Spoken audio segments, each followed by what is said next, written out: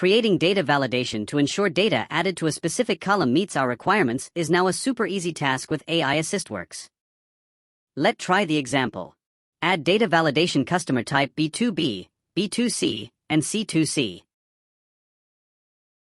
A data validation list is now applied to the customer type column. Let's check the dropdown of possible values and try adding an invalid value to confirm. It confirms that when we add an invalid value, an error message is displayed. Let's try another one. Now we validate based on value comparison.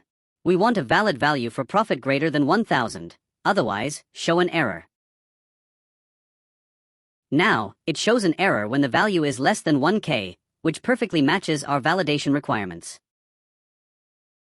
Let's try another type of validation. I want to ensure the product name is text only. Let's test the value with non-text input. When we enter a number, the field shows an error. Let's try another one. We want to validate whether an email matches the correct format. It must contain an @ a domain with a dot, and an extension.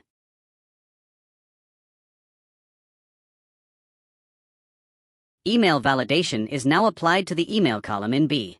Let's test it with an invalid email or a random text or number. When we enter text without @ a domain name or a domain extension, the cell shows it as an invalid value.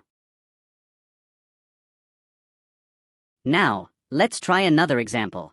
We want to ensure John is not on our list because we had some problems with him when he joined our event. Let's add data validation to show an error when John is in our list in these spreadsheets. You can see an error when John is included in a column name. Try it yourself. Install AIassistworks today.